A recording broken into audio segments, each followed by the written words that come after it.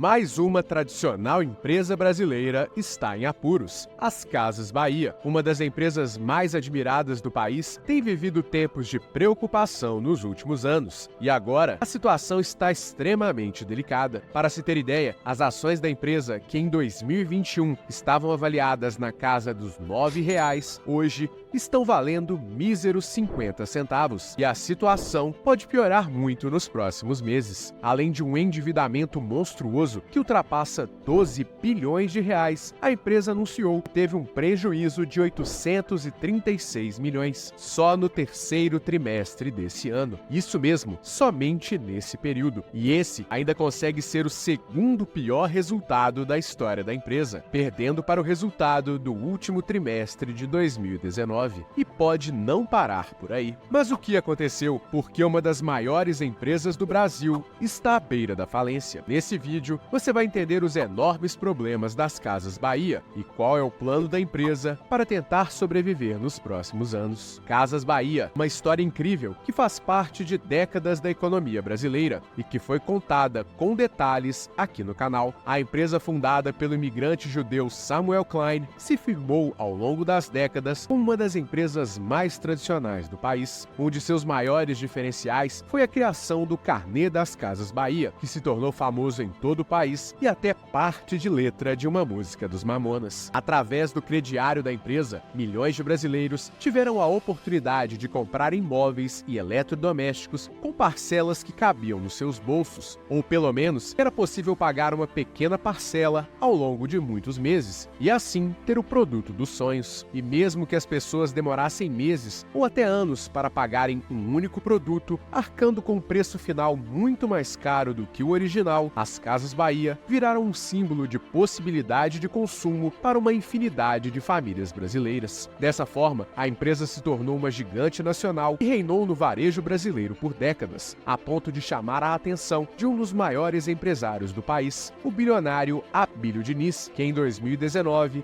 através do grupo Pão de Açúcar, criou uma super operação para consolidar um colosso do varejo brasileiro, ao não só adquirir as Casas Bahia, mas também fundir a companhia com outra gigante do varejo, o Ponto Frio. Surgia assim a Via Varejo, uma gigante que abriu seu capital em 2013 e ao longo do tempo viveu momentos de altos e baixos no mercado financeiro, assim como a economia brasileira no mesmo período. Ainda assim, com o passar dos anos, a operação passou a enfrentar uma série de desafios e o sonho de ter uma gigante que dominaria o mercado brasileiro virou uma enorme dúvida. O primeiro grande problema foi o fortalecimento de seus concorrentes tradicionais, como por exemplo o Magazine Luiza. Outro problema foi a ascensão dos e-commerces, que simplesmente enforcaram as operações da Via Varejo, concentrada em lojas físicas espalhadas pelo país, em alguns dos pontos comerciais mais caros das grandes cidades, que incluía as principais ruas de comércio e shopping centers. Nesse contexto, enquanto a Via Varejo era uma gigante de um mercado físico que aos poucos deixava de existir, as concorrentes multiplicavam seus esforços no comércio eletrônico, com preços e condições que superavam e muito as lojas físicas, e também com o crediário, que antes era um diferencial das Casas Bahia. Assim, não só a Magalu, mas outras empresas como o Mercado Livre e até mesmo as Americanas começaram a colocar as Casas Bahia e o Ponto Frio em imensa desvantagem. E as gigantes demoraram muito para se adaptarem à nova realidade do varejo nacional. Não bastassem esses concorrentes, a Via teve que enfrentar pouco tempo depois também a Amazon, que chegou com tudo nos mais diferentes setores do varejo. E até mesmo as fornecedoras das Casas Bahia também fortaleceram seus próprios canais de venda através de seus sites. Um contexto amplamente desfavorável que deixou a Via Varejo em grandes apuros, antes dos problemas mais sérios que viriam nos últimos anos.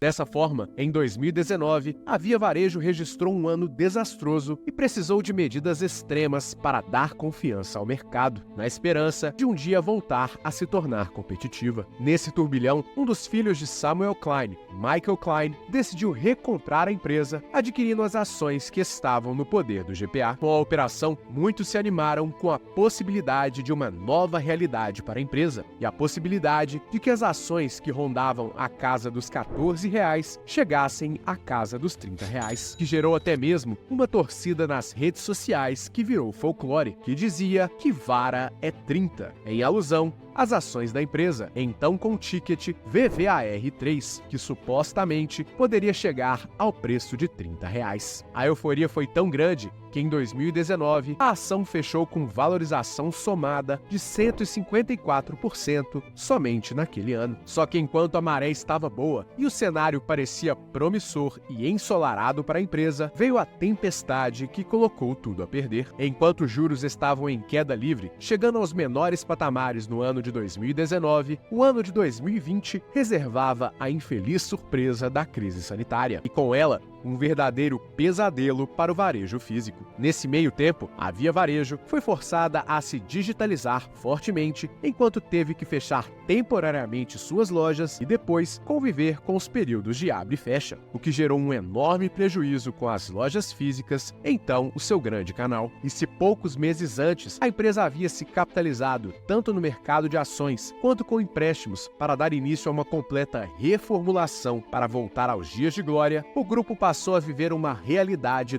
totalmente diferente. Altamente alavancada, a gigante começou a ver uma disparada dos juros. Ao mesmo tempo, com a alta do dólar e o desequilíbrio em toda a cadeia produtiva mundial, o preço dos produtos não só aumentou, como se tornou extremamente volátil e incerto. Uma combinação que bagunçou todas as previsões e expectativas da empresa, e também o seu capital de giro. Sem saída, é a vez de acionar um plano de emergência para tentar virar o jogo. Uma das alternativas foi uma nova abordagem no mercado financeiro a partir de 2021. O grupo foi renomeado de Via Varejo para apenas Via, e suas ações também passaram a ter uma nova organização e um novo nome, VIIA3. Além disso, a marca Ponto Frio mudou de nome e passou a se chamar apenas Ponto. Só que apesar das mudanças internas que envolveram o fechamento de lojas, renegociação de dívidas, nova gestão de estoque e investimento no digital, a situação continuou de mal a pior. E enquanto a Via mudava seus planos, o cenário mais uma vez mudava. Aos poucos, com a reabertura dos pontos físicos, a economia nacional começou a voltar para sua dinâmica anterior, e os estímulos do governo, que movimentaram a economia durante o período dos fechamentos, começaram a diminuir, enquanto os juros aumentavam sem parar. E assim, em pouco tempo, o consumo como um todo também começou a diminuir. E claro, as vendas da gigante. Dessa maneira, da mudança até os dias de hoje, tanto as Casas Bahia como o Ponto Frio passaram a sofrer com outros problemas.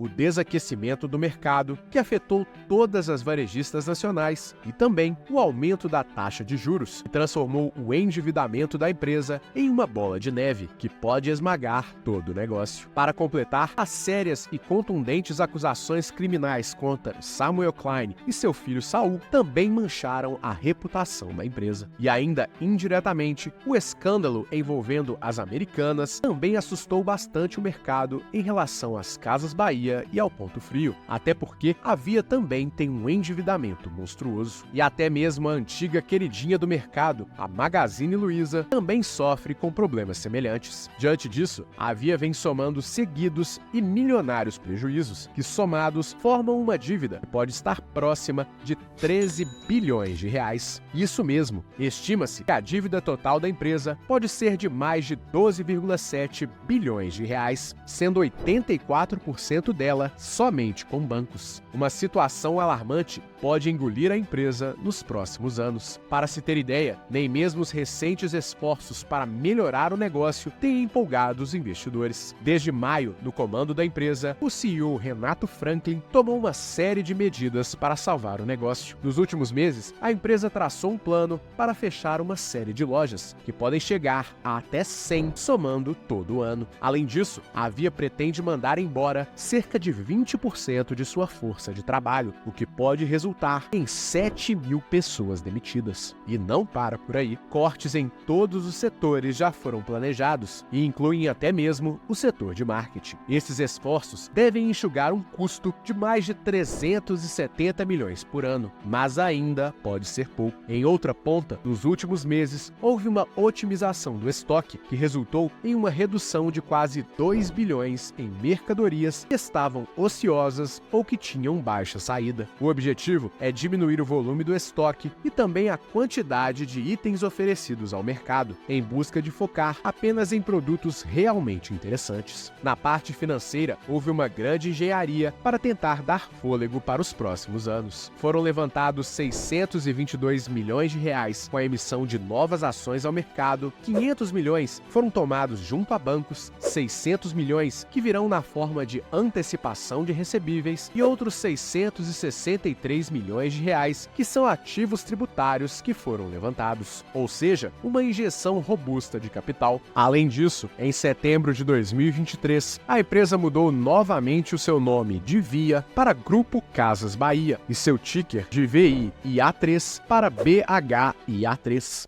Mas isso pode não ser suficiente. Apesar de todos esses esforços, o mercado parece absolutamente incrédulo da capacidade de recuperação da empresa. Tanto que nos últimos 2 meses, a empresa teve mais de 50% de queda no preço de suas ações, chegando ao assustador patamar de 50 centavos. Ou seja, de 2021 até aqui, as ações da Via foram de R$ 9,00 para apenas 50 centavos. E diante de todos esses fatores, para muitos, é questão de tempo para que as Casas Bahia e o Ponto Frio venham a seguir o caminho de gigantes do passado, como Arapuã, Mesbla e Mapping, um problema cíclico do varejo brasileiro, que foi brilhantemente explicado pelo investidor Luiz Barsi, que você pode entender detalhadamente no vídeo que estará na descrição. Além disso, as varejistas brasileiras também têm problemas seríssimos, não só com o crescimento das vendas na Amazon e no Mercado Livre, mas conjuntamente